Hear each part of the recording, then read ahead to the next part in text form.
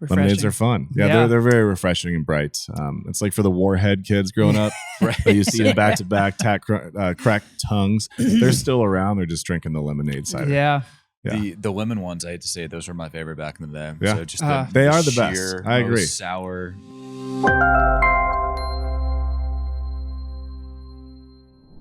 And just like that, we are back again with another episode of the Mind the Growth podcast. As always, I'm Chris Kinghorn. And I'm Eric Hoffman. Eric, today we've got a great guest. We have the Cider Van himself, Jackson Thorn. Cider Van, Cider Man. Cider Man. But I live in the Cider Van when I do the distribution for the business. But yeah, thanks, guys. I really appreciate thanks for having us, man. Me on. Yeah, it's a great spot. Yeah, thank you. I appreciate it. Can you give us a little bit of a breakdown of kind of where we are, location-wise, and kind of where we're sitting? Yeah, so we're over like in the Arcadia Light Zone, 36th Street and Indian School, over by the Zips. Century Grand's across the street. You have SIP right over there. So it's kind of a thriving little spot in this community. We're excited to be a part of it. That's awesome. But more importantly, Six Bird's here. Six Bird is it's going to thrive even more after that. So we'll see. So, Jackson, how does one get into cider making? Give us a brief history of how this came to be. Well, cider making is the fermentation of apples. Mm-hmm. So technically we're a winery, right? That's how they classify us. So it all started with my cousin, Eric. He's a little bit older than Jared and I. With a C or a K? It's a C. Good man. Yeah. I feel like I've heard this joke already. Yeah, no Ks. The ones with the Ks. Ks are not I don't know about them. with us. I agree. But so my business partners are Jared and Eric Thorn, my two cousins. So we're a family business. That's awesome. Eric went to go study abroad in Austria and fell in love with fruited wines and cider out there. And so when he got back in town, that's kind of your classic story. He couldn't find any good cider. So what do you do when that happens? You make it yourself. There you go. So when he was doing that, Jared and I were in high school. We're probably about 15, 16. Years old, and then Jared started making cider in Sprite bottles in the closet, hid it from the parents, would bring it out on the weekends when we were hosting little parties. So that's kind of where it all started. But so that must have been like 15 years ago, and then you got serious a few years back now. Yes. So Jared was at the time about 6 years ago working for Bishop Cider Co. He got out of college at University of Dallas, tried a big boy job, decided it wasn't for him, and went to go work for Bishop Cider Co. It was down the street, and he's been making cider, for 6 years at this point. So, and he was making the cider there as well. He was making cider in college. I bought him his first cider kit. Got it. And then so after college, he's like, you know what? I'd like to go work for this big company. And then they were small at the time, but became the head cider maker over there. And then when that was all going on, Jared and Eric were talking about starting a cidery ourselves out here. And so I was a sales manager for some tech company down the street. But Eric and I got together and, bought a big fridge, kind of put a little bit of an investment into a larger scale at home cidery. And so we did that in my uncle's garage over in 48th and Camelback area. That's awesome. So that's kind of where the cidery was born.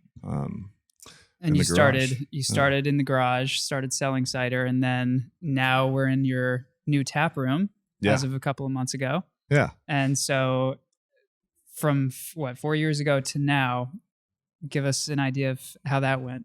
Yeah. So 2018, August 3rd, to be exact, is when we first started distributing. So we moved our small garage phase in Arcadia to what we call the big garage phase in a warehouse. It's a shared co-op workspace. There's 15 other companies in there. And so we occupied 1,000 square feet. Okay. And with our own personal investments, started making a little bit larger batches, but we started selling it in distribution. So you guys were you distributing it to bars and restaurants, or was it for resale? Or so we were just doing kegs, your half barrels and your slims, your sixtels. And we're selling them to, SIP across the street right over here, the Porch in Arcadia, the Osos. So that's kind of how we started in 2018, was just strict distribution. Who was the first restaurant what was the first restaurant you guys got in? Cornish Pasty. Love it. Of course. Love you guys been there before? Yeah. Cheers to Cornish. They do. Good it's a cider, gourmet good hot beer pocket over there. Yeah. And then I'd say probably the Porch was number two. Number two. Okay, cool. Yeah. So when you started going into those bars and restaurants, was that more of a cold walk-in situation, or did you already know people there? Yeah. So Cornish Pasty was down the street from us in Tempe, the original location. So you just I walk into a place and say, hey, who handles the purchasing here for alcohol? And then do my thing. I'm a sales guy. So that's what I did before. Peasy. It was fun. Now making the product and selling it myself, there's a little bit more passion behind it. Totally. And and then, like we grew up with the owners of the Porch. Gotcha. My good buddy, David Graybell, his sister owns the Porch. And so Nice. you got to hit some of those spots. Yeah. So just out of curiosity, when you think of the process of going in kind of cold, how you used to have to do it, what is that process like now? Now that you have the reputation behind it, is it easier to get into restaurants now that you have the brand behind it? Yes and no. It takes a little while for people to know who you are. Right. And we were originally Crush Craft Cider. I haven't really explained Can we that touch story. on the name? We can I know go it's a through the sore name. subject, so I don't know. No, it's okay. So we launched our business as Crush Craft Cider. Okay. We got to a point after about 8 months of distributing cider. I woke up to an email with a cease and desist in there. And then we were also off Instagram and Facebook. So overnight, we became the Silent Cidery. We decided to move away from the name because we couldn't operate a social media account. How many years in was that? That was 8 months into it. Okay. So this happened a long time ago. Yeah. And in hindsight, we should have probably changed the name back then as well. Right. But this guy was some jokester in California. I don't really want to talk about him too much. No, we don't. But he gave us cease and desist. He does not utilize the trademark, but he does own it. And so we sat down, went over our options, decided to move away from Crush Craft instead of fight for it, because we had technically first use with it. Yeah. And we decided to change the name. Okay. And I can touch on the new name. Let's do it. There's three of us, Jared, Eric, and I. We were sitting around talking about the cease and desist and Kevin, the prick, who owns the trademark, right? KP. Trademark troll. Yep. And KTP. what basically happened was, I was like 2 birds for Kevin. So I flashed up 2 middle fingers. And then Jared and Eric were like, 2 more birds. And so we're like 6 birds for Kevin. And then, joking around, I'm like, 6 Bird Cider Company. It's tough coming up with a name. Yeah. And so it was kind of the joke. And then we liked the name of it. It sounded, it rolls off the tongue well. And Okay. It's kind of a fun pun too. Yeah. So I've seen on the Google reviews, I've seen somebody flipping off the camera. Okay. I think that, does that make sense now? Yeah. Okay. I think I didn't want that to be the theme. And that's why, That's fair. 6 Birds spelled with the Y. It's right. We're not a bird company, but like if you look at our logo, But birds aren't real, apparently. we put a bird on it. Yeah. So it's middle fingers, but it's more than that as well. Gotcha. Yeah. So I think that's a good segue into maybe what we're drinking right now. Yeah. Because we got, I don't know if you have similar to us, but we have 3 ciders in front of us. Tell us what we got on tap these days. Yeah. So currently we have 8 different ciders on draft, and then we always have 2 cider slushies in the back as well. So the 8 draft, we have 1 through 3 are just kind of our class. It's a prickly pear, pomegranate, the hazy apple, and then the Pura Vida pineapple. So those are our kind of 3 core ciders. And then we rotate numbers 4 through 8. Okay. So currently we have an IPC, an India Pale Cider. We have That's what I'm drinking. Yes, that one's nice and hoppy, but not too strong. And then we've got ourselves a chai tea style cider for the fall. Cheers. Yeah, That's what I'm drinking as what well. I got. It just went on last night, so I got to enjoy the new ones. We have a blueberry pie. It's really good. It's called up there 988. So that's the new suicide awareness hotline number. Used to be 1-800-273-TALK. In August, they decided to change it to 988, kind of like 911. It's a little bit easier. Okay. So if you're in distress or someone who's in distress, you can call 988 for help. So we white label that to the blueberry pie every year with Oso. They've been doing it for 5 years. Awesome. And then the other 2 is a raspberry puree. That one's paired with white grape. That's like biting into raspberries. And then we have a lemonade on as well. What did you had mentioned earlier about mixing the lemonade and which one was it? The blueberry as well? Yeah. So you can mix pretty much any of them together. Raspberry and lemonade are a good mix. Okay. So, I had a gentleman sitting where you're at yesterday. He was watching the Cards play and he mixed hopped with pineapple. Then the IPC, the hop one with the raspberry. Then he did it with the lemon, and then he did all of them together. And then he fell over to the bathroom. Yes. He had to get him a cab home. But he was here for 4 or 5 hours. So. That's good. But it's fun to to mix and match. So that's what a Crush Craft was. That was our old name. Okay. Was mixing and blending your favorites together. Okay. So you still maintain the spirit. We do as well. It's good. Yeah, we're just not Crush Craft anymore. Say Sixbird. I like it. Yeah, exactly. So, can you give the listeners and viewers a brief breakdown of how a cidery works? How do you make cider? Is Sure. it similar to beer making? Yeah, Cider 101. Yeah. Are you guys ready? Yeah. I do it all the time. So cider is technically a wine. I think we touched base on that. It's the certain type of sugar that is fermented. So wineries are classified under grapes, apples, pears is cider, and then honey for mead. Yep. So all three of us are all grouped under the same license, Series 13 winery. Got it. So the difference between beer is what they do is we all ferment those natural sugars between grapes, apples, pears, and honey. Beer, they create their own sugar by brewing. So they extract the sugar from grain by brewing it, heating it, boiling it, and that creates a sugar water called wort, and then they ferment that wort. So it's just different types of sugars is how they classify you in the government and tax you differently. So being a cider, do you get taxed higher? Much higher. Okay. Yeah. Than wine? It's the same as wine. I guess. Much higher than beer. Okay. So if it's not apple, so pretty much, all of those besides our hazy apple. So you got screwed because you're in the wine category. Because we're in the wine category. Yeah, that makes so we sense. might change that law hopefully one day with, Cider Core and Superstition Meadery. We all have to grow a little bit before we can buy a senator. But, at some That point, lobby money. Or you could run. yeah, and maybe I'll run someday. Yeah. And make it a little cheaper for ourselves. Yeah. And this message is brought to you by Jackson's campaign. 2035, 2045, 36, something like that, Yeah. plus or minus.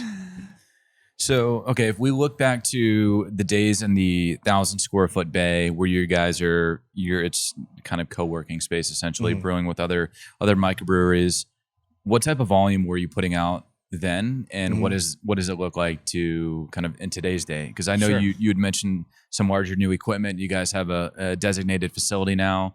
Love to kind of understand the scale, Yeah. how it's changed. So, we've been the same size for 4 years. We were doing 13,000 gallons a year. Okay. And How many kegs is that? How many? Oh, I don't know. It's maybe like Just do 40 the math half real barrels quick. a month. Okay. All right. Yeah, we speak in terms of gallons compared to breweries that do barrels, but we can make 40,000 gallons a year as our limit under the Series 13 winery, which is very low. But we've been doing 13,000 gallons each year for the last 4 years. We're still that same size, and we just got the new tanks up.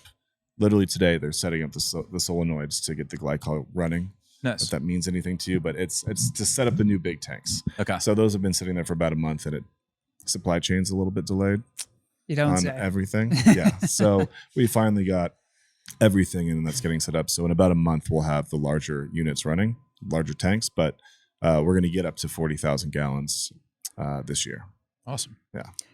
And is that due to a push in sales to other venues, or is it due to Yeah, good question. the cidery itself? Or the- Mainly here, storefront? we'll go through a whole lot more product with our brick and mortar, our tap room, Gotcha. and then we'll probably double distribution, maybe triple. So we'll have to see how that mix blends when we get into the busy season. Right. But quite a bit more distribution in cans coming up in the next month, and then kegs as well. How is margin, if you don't mind me asking, just out of curiosity, from if you're selling it in house, is it 50% better, 100% better? Do you 400%. There you go. Okay. Margins quite a bit better when you sell it Everybody yourself. come to Yeah. 36th Street in Indian School and That's it. buy some ciders. Exactly. So, with that in mind, what sort of goals do you have in mind over the next few years, both for the brick and mortar and for sales to other venues as well as maybe retail? What's the outlook right now based on what you're doing? Well, kind of like the 3-year plan. Yeah. We'd like to get another one of these tap rooms up and running, maybe in downtown Phoenix, maybe out in Chandler or Gilbert. So spread the love a little bit out there.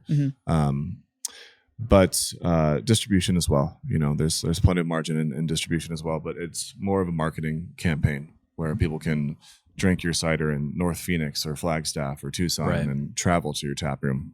where you make a little bit more money. So it's a good blend between the two. It's nice having different verticals, different outlets to sell into and make money from. So And go ahead. I think that ties into scaling the brand. I mean, do Yeah. you guys have kind of it's not really a go-to-market strategy because you've already been in the market for X amount of years, but what tools are you finding helpful to help scale the brand in itself? Is it partner channels, word of mouth, social media? So, I kind of touched base on how we lost our social media 8 months in. So overnight, we were the silent company for the last 4 years, and we just started a whole new account, several months ago, and grew that by 1,000 followers already. Okay. We're currently doing some paid advertisements. Have you guys seen those on Facebook or Instagram? Not yet. The buy one, yeah. get one for $1. I'm sure now that we've been in, we'll probably You'll have to probably go get check it out. Siri's listening. So to me, that's been very helpful.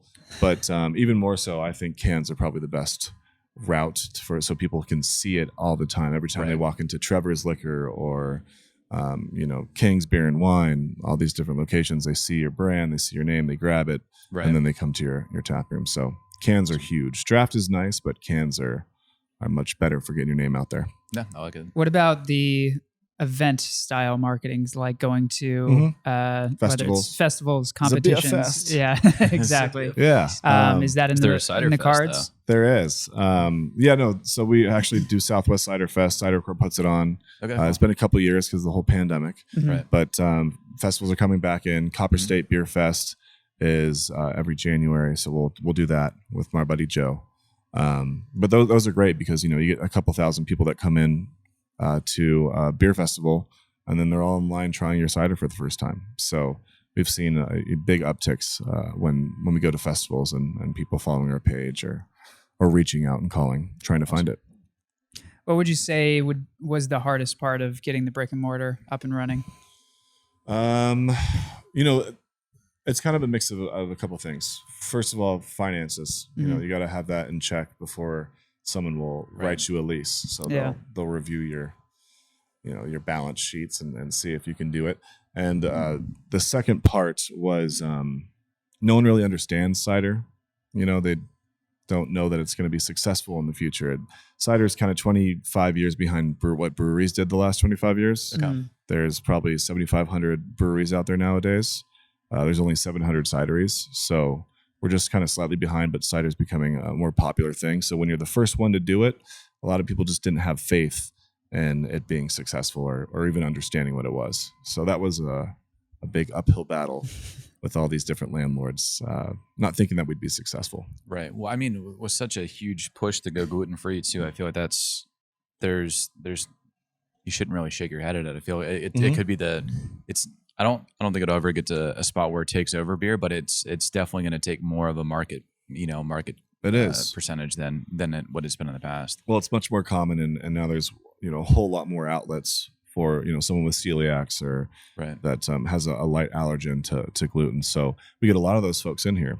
Yeah. And creating a better option and a better drink for them to enjoy, they absolutely love it. So it's a growing industry. Yeah, like you talked about, the gluten-free is much more popular than it used to be. Right. So it's good. It's good for our business as well. Absolutely. I feel bad for everyone who does have celiacs, but at least we're providing a better option for them. Absolutely. And I mean, who doesn't love some cider? I grew up on Martinelli's. Yeah. Pretty much. We'll have to try our hazy apple. We were kind of going after that, where we call it apple juice for adults. Okay. And everything is at 7% ABV. Yeah. So I don't know if it tastes like it, but they're all very smooth for 7%ers. You'll probably start to feel them. You've had your first one now. They sneak up on you. So you mentioned early on that your role coming in was more on the sales side of things, which I imagine is still what you focus on. Your other two cousins, one of them, is it Eric that makes the cider? So Eric was like the original guy that started cider making. Jared was the one who went to Dallas and then worked for Bishop Cider Co. Yeah. So he's the one who professionally runs the tanks and finishes the ciders, right? Jared's the head cider maker, and then Eric is a cider maker as well, but he also does the finance, which is always very important in a business. Absolutely. He makes sure everything's looking good for the company. Yeah. Gotcha. So when you guys meet up, how do you break up your days? What does your days look like these days? Because you have the brick and mortar now, you have the cider making and facility. Yeah. How does that look for you guys running the business? You know, every morning Jared's making kegs for me. So I'll walk into the production facility. Jared's spitting out kegs so I can go out and do the distribution and sales for the day. Cider van? In the cider van. In the cider van. I'm always living in the cider van.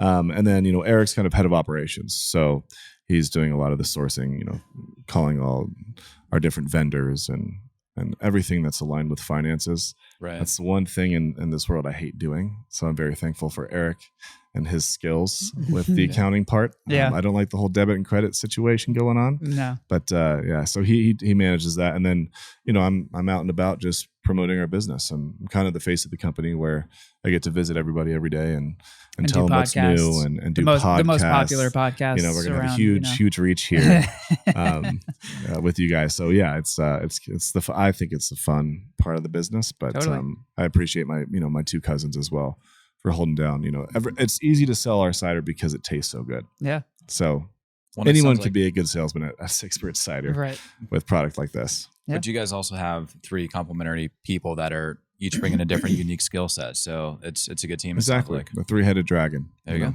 Can't do it by yourself. No, definitely not. One thing that I think would be important to touch on when we were first starting to schedule this podcast, you mentioned that you still needed to hire a few people for the brick and mortar location. Yeah.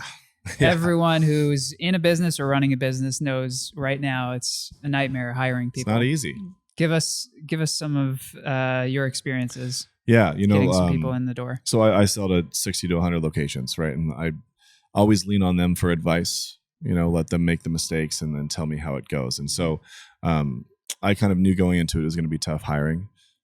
We were pretty fortunate. You know, we found a couple people right away that wanted to work for us since the beginning. Okay. My buddy Tony, he works for Oso, does their distribution internally, and he worked over at King's Beer and Wine. He was always saying, "Hey Jackson, as soon as you open up a tap room, I'd love to come work for you." So being in the game for the last 4 years and the anticipation of the tap room, you know, we were able to jump into it with a few people that would help us out right away. So, but then, you know, the first person that we did hire, we had to let go within the first 24 hours because their schedule changed. So that happens a lot where you'll hire someone, and this is from other people as well, but you'll hire someone and they won't even show up the next day, right. Yep. Or, you know, they'll do one shift and then they're out. So it's a tricky time. Yeah, getting good. Where are they? Difficult. They'll make money on TikTok. Or I don't know. OnlyFans. Only cider over here. Come on, come on down. I have a feeling there's going to be a flood of people coming into the workforce in 6 to 12 months, based on how things might go. Yeah. We'll see, but weather the storm. Yeah, exactly. One thing that I think would be cool to touch on is the space itself is great. So did you work with a designer, or how did that go for you guys? Well, it's a good question. We were pretty fortunate. So Canteen was the previous owner. Ryan and his team built out most of this. So a lot of the woodwork on the top, we didn't produce ourselves. It was already in here. Actually, this cutout was already like this. Cool. Just didn't look great yet. Yeah. And then the tile, you know, was all in there. And I love that tile. I've seen more and more of this tile go into bars, restaurants, and homes in the last year. But our family produces furniture. We have our family business was Thorn Furniture Company. Okay. And my dad and his brother started that business. And so my two cousins, their father is my dad's brother. And so we've always worked together, whether it was furniture growing up and now cider together. So, you know, we made this table, all these great tables as well. Nice. All the woodwork in the back, the pine, we put together. Bar top too? Everything. Yeah. The tap handles, the flight boards. I'll bring those out for you guys. So we're a woodworking family, carpenters. Great, so that part was, relatively easy. And then, you know, the painting side, I'm a perfectionist. I'm a painter. I just spent a lot of time putting it together. If you look at it, it kind of looks like a decal because I worked on it for 2 weeks. Yeah. You know, so lots of taping. You cheat with a projector. Yeah. But then you get up there, you trace it, and then you just have to spend a lot of time and sweat equity going into it. But it was all wallpaper. I don't know if you guys have worked with wallpaper before. It's an absolute nightmare. A few times. The glue or ripping and tearing out the old paint. It all worked out. Nice. we have 3 little tasters in front of me. What do we got here? So on your left, that's the 988, the blueberry pie. Mhm. So we're always going to rotate a pie here. Yeah. They're a lot of fun. Usually we do it October to March, but we decided to do it in July just to start. It was our second fastest moving keg. So Awesome. we'll probably always have a pie on. Blueberry pie a la mode is what you're drinking right there. Fantastic. Tastes like Taste the blueberry. crust? Yeah, I do. Right I on. taste the cinnamon. I taste Yeah. the blueberries. I taste a little bit of a butter aftertaste. A little vanilla. in Yeah, there. a little It's vanilla. Madagascar vanilla. Yeah. bean. That's great. Yeah. And then in the middle, you got yourself our hop cider, the India Pale cider. So the Nelson- cider equivalent of an IPA. Yeah, it bridges the gap between the beer and the cider world, where we use Nelson Sauvin hops, which are very light and subtle. That's really good. But you get some citrus notes in there, gooseberry, stone fruit. It's very nice and subtle. It's fighting for top Okay, for me. good to know. The chai Good to know. chai was still my favorite so far, but that's pretty close. You're a chai guy. Yeah, I'm a chai guy. Okay. And then fly on for the chai right is our lemonade. We do a lemonade series. So strawberry kiwi lemonade, blueberry lemonade, blackberry lemonade. We're making that today. Raspberry lemonade. So lemonades are fun. Yeah, Yeah. They're very refreshing and bright. It's like for the warhead kids growing up. They used to eat them back to back, cracked tongues. They're still around. They're just drinking the lemonade cider. Yeah. Yeah. The lemon ones, I hate to say, those were my favorite back in the day. Yeah. So just They are the best. sheer, I agree. most sour, gnarly. How kind of about for punch in. runts? What was your favorite? I'm trying to remember the runts. That's the The run. throwback. How about the run ropes? Yeah. Oh, okay. those were yeah. good. I Those vaguely were remember the strong. run ropes. Yeah. Those are Okay. strong. I like the banana. Yeah. That's a good one. Interesting. Yeah. Every time I hear the word warheads, I get that like cramp in my jaw. It you know? did, yeah. I couldn't do I too just many started of those. salivating That's kind of a a little weenie. bit. Next No. thing, like the Yeah. salivation's coming out of the Um, cheeks. And then I'm drinking a mix between our raspberry puree, the lemonade, and then the hop cider. Okay. So kind of a good mix. You can Is always that what I blend your have, or am I drafts. just the You lemonade? a and little bit the- more basic. You just did the raspberry and lemonade. Well, Yeah. That makes sense. I think everyone that's watching and listening has a good idea. They're all good about mixes, though. that. Yeah. So has anyone ever tried, what did they call it when we were kids? The kamikaze or something, where they just mixed everything? Yeah, the suicides. The suicide, yeah. Yes. We'll have a couple of those every once in a while. Yeah.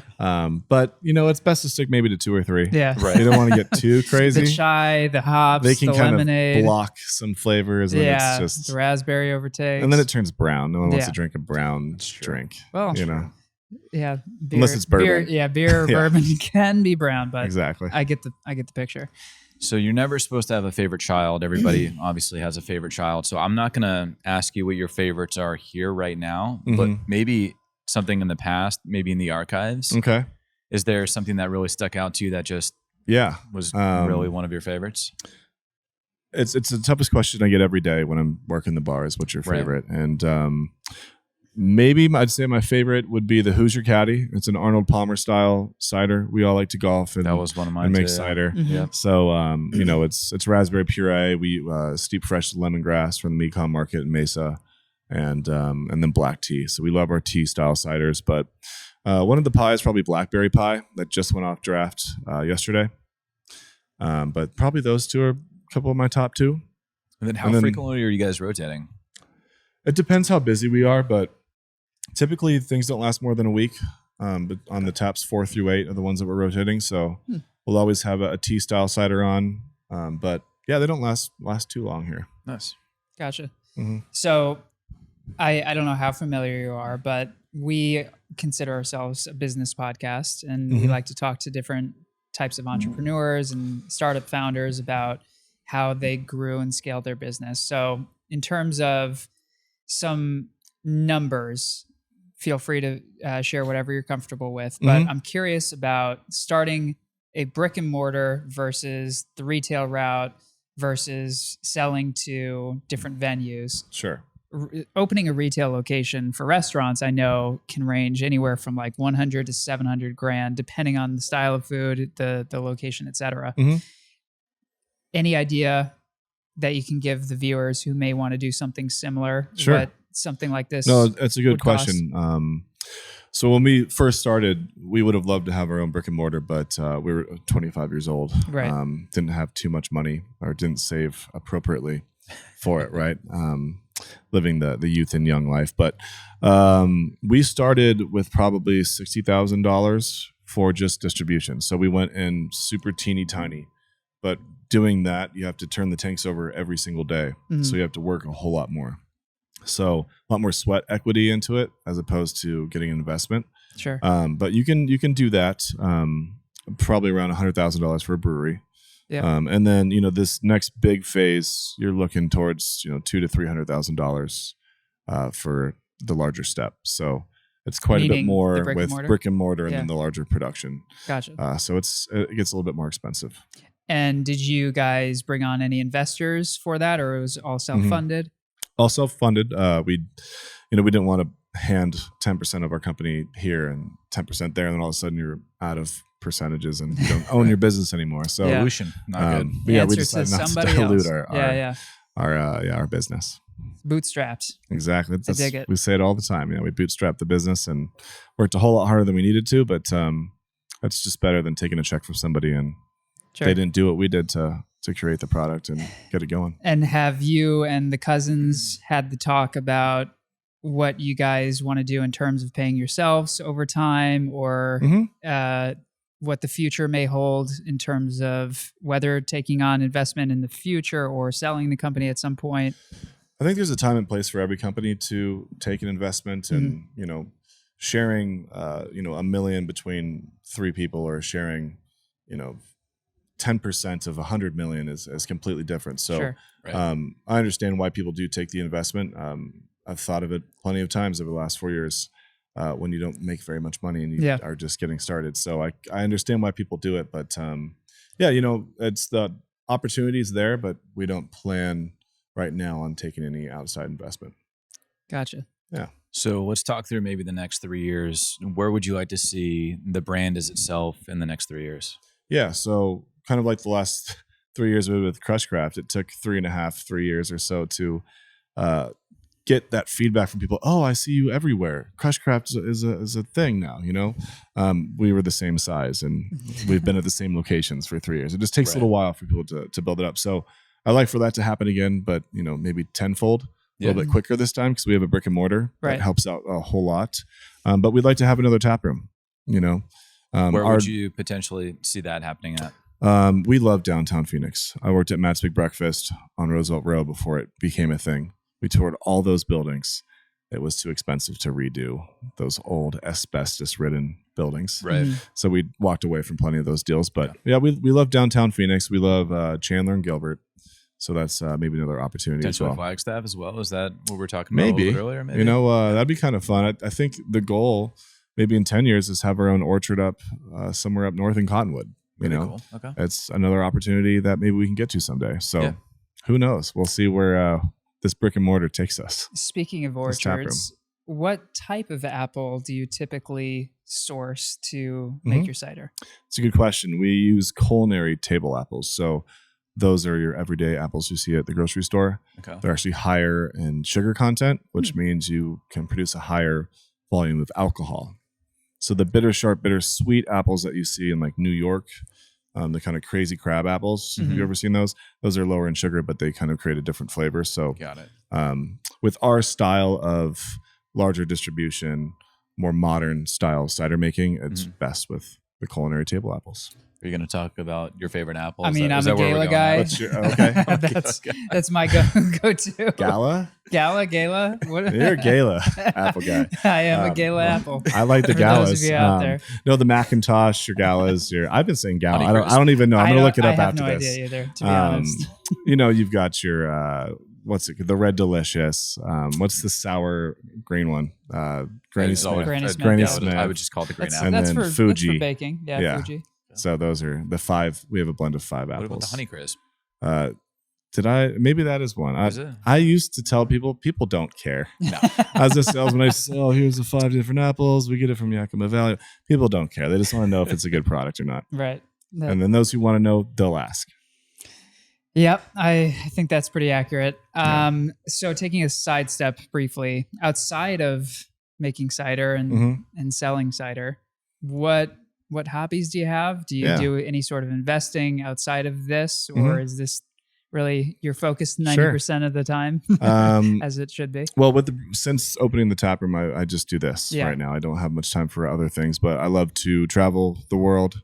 My girlfriend's currently in Lake Como, Italy, Oh, heading to Romania. She audits for Honeywell internally. You got the short stick. You should be over there. Yes, I would be there if we didn't open up the brick and mortar, the tap room. But sure. so I love to travel the world, and then I love to golf. Yeah. So golf and travel the world are kind of my two things, and I'd be probably playing right now. It's pretty nice out Yeah. for the summer. Thank you A for bit letting us humid, pull but you away. Yeah, I totally dig it. So, quick 2 rapid fire questions. Yeah. Top 3 places you've visited Okay. and top 3 courses you've played. Top 3. Okay, so top 3 would be I love Koh Phi Phi, Thailand. Okay. Koh Phi Phi, it's a PHI. Yeah. Have you seen that? Yeah. So I loved Chiang Mai and just Thailand as a whole. It's an amazing country. Mhm. Get over to Southeast Asia. Mhm. That's cool. Let's work over to Europe. I just did Ireland, and that was a ton of fun. There's some great golf courses out there. Yeah. So you can marry the two together and play the best golf in the Cider world and while, golf. Yeah. I'm an Irish guy too, and lots of Guinness and cider out there. So that was a fun trip. Yeah. And then I lived in Barcelona. But Interesting. When? that was in actually with your brother. That's how I So met did your you brother. overlap? Really? Yeah. Yeah, we were both studying abroad at the You know same why time. he went? No, Because I went. really? Okay. Well, that was an original idea. I Yeah. was like, I'm going to Barcelona. Yeah. Well, I didn't have an older brother that influenced me, but I loved Barcelona quite a bit. So I studied abroad in 2010 Okay. when I was in college, and both my younger brother Brandon and my older brother Jordan came to visit while I was studying abroad. And Had a why I great wanted time. Barcelona. Yeah, and Okay. he obviously loved it and did it himself, and we got to visit him when he was doing it. So Okay.